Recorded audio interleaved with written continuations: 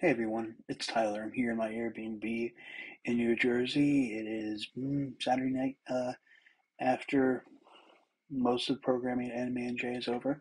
I did a panel on Friday about the history of Tokusatsu, and I meant to video it. We had technical issues. I was kind of dealing with a couple other things, including having left my printed notes here in the Airbnb. But people responded well to it, and I thought that I would try to create a version for the web using the slides that I presented. So without further ado, here is a version of my presentation. A brief history of Tokusatsu, rubber suits, spandex, and Spider-Man. First presented at AnimeNJ 2023. Researched, written, and presented by Tyler Waldman. A bit about your presenter. My name, of course, is Tyler Waldman. I'm the host of RangerCast, a podcast at rangercast.net. I've been in the online fandom since about 2003, and I've talked about Tokusatsu at a bunch of cons, including Otakon and the like.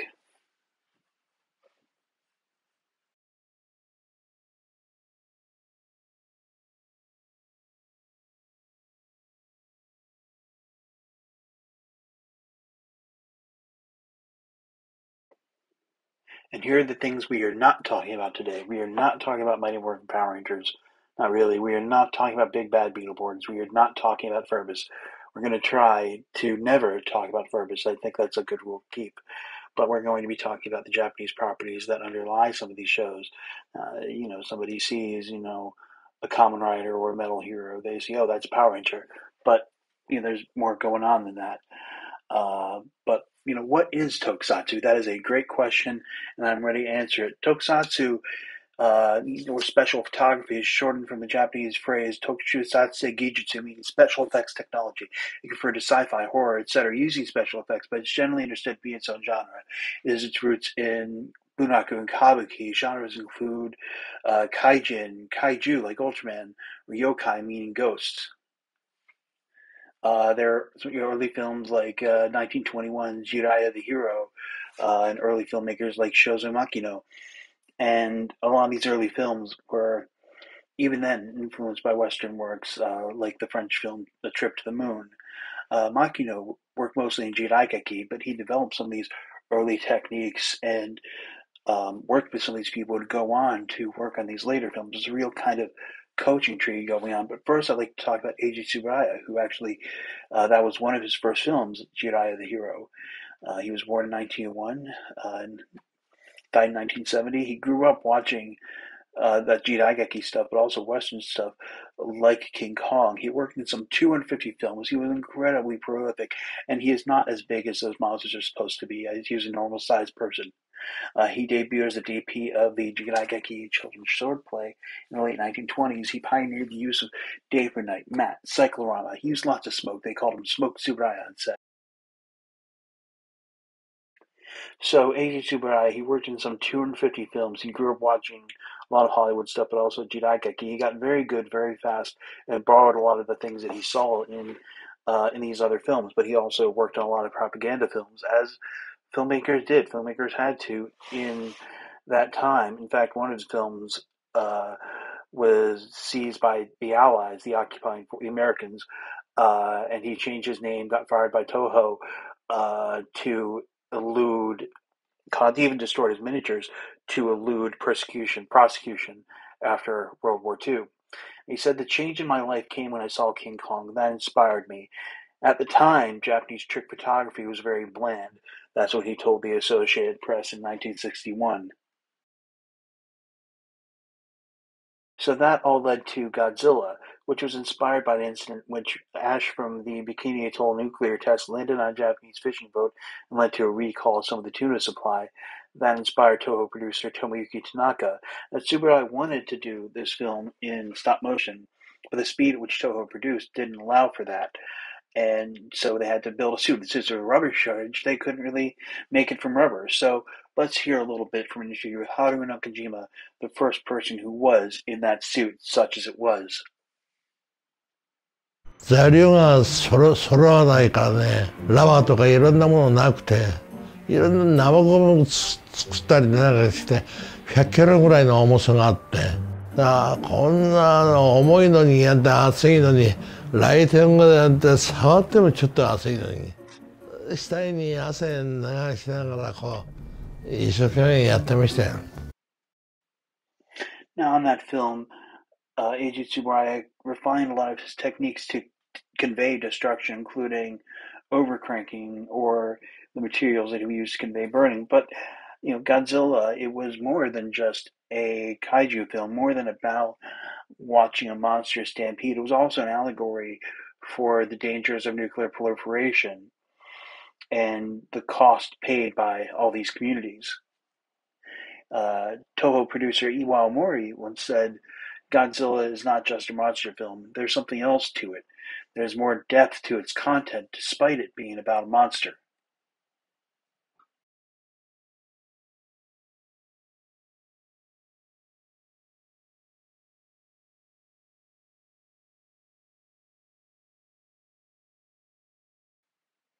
So, with the success of Godzilla, both in Japan, of course, with the English language adaptation, there was a lot of demand for a sequel, and that fed the kaiju boom, in which Japan would adopt more Hollywood techniques and get more Hollywood money.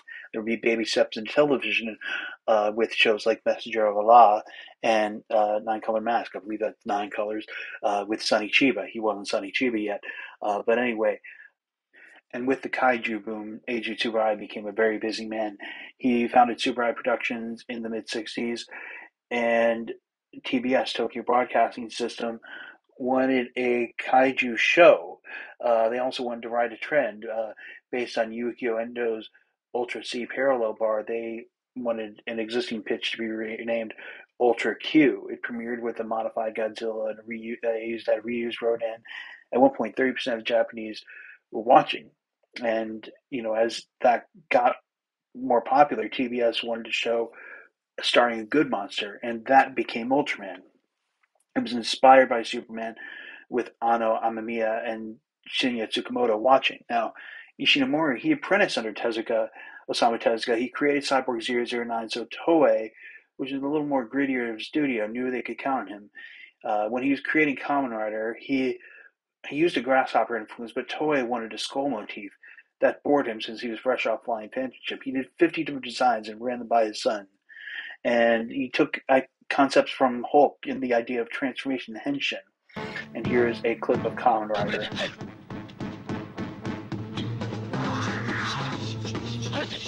This is one of the earlier episodes. Hiroshi Fujioka there did his own stunts. Because they were all kind of learning by doing.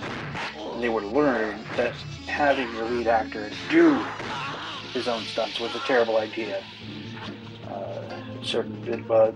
Short time into the show, he broke his leg and was replaced by Kamen Rider Nigo, Kamen Rider 02. And that became a key part of the Kamen Rider mythos, including in Shin Kamen Rider and in the manga, which came out the same year as the show in 1971. And it is available in the States.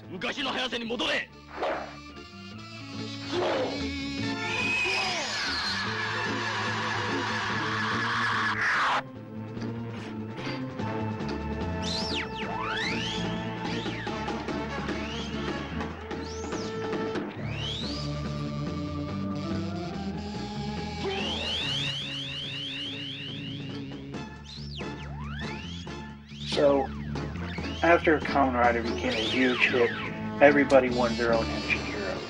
And the 70s and 80s were boom time for a lot of these franchises. And Toei turned to Ishinomori for a second series called Himitsu Sentai Gorenja, which was followed by Jaka Dengekitai. And then you're going to see a clip of that after this, rider kick. Oh no, this one isn't a rider kick, but you get the idea.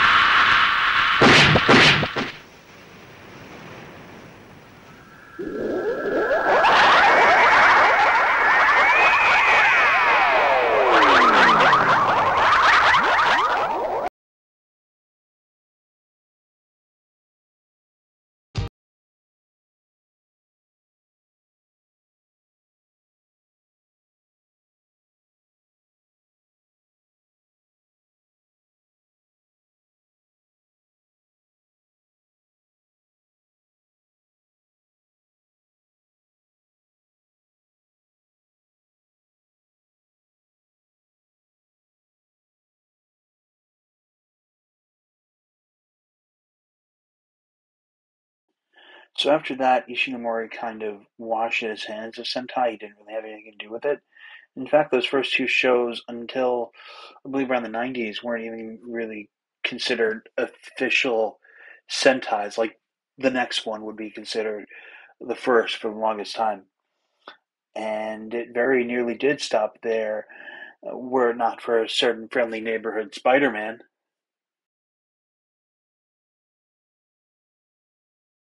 So a guy named Gene Pelt noted that Marvel wasn't anywhere in Japan and wanted to help Stan Lee strike a deal to make that happen. First with Shueisha, putting Spider-Man in Japanese Playboy, which worked about as well as you think it did, and then with Toei, because his son loved that stuff and Go Ranger impressed him. And they could get anything sponsored as long as they could make toys of it. And so he went ahead with Toei, and the rest is history. タクヤ、何をぼやぼやしている。早くスパイダーマンになれ。そして鉄十字団と戦うのだ。鉄十字団。君の腕にはまっているのはスパイダーブレスレットだ。ピンチの時にマーベラーを呼びかけるがよい。その中にスパイダープロテクターが収めてある。スパイダープロテクターを着てスパイダーマンになるのだ。さあ、プロテクターを。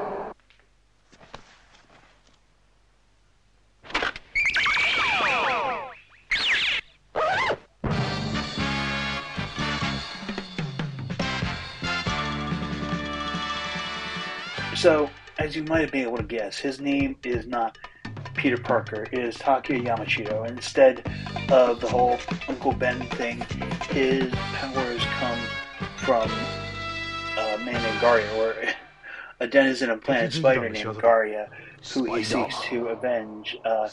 Garia was the last living member of Planet Spider. And they took some ideas. In fact, they read the comics voraciously. They tried to study the sort of poses that Spider-Man would make and aimed to copy those. And then they gave him a giant robot.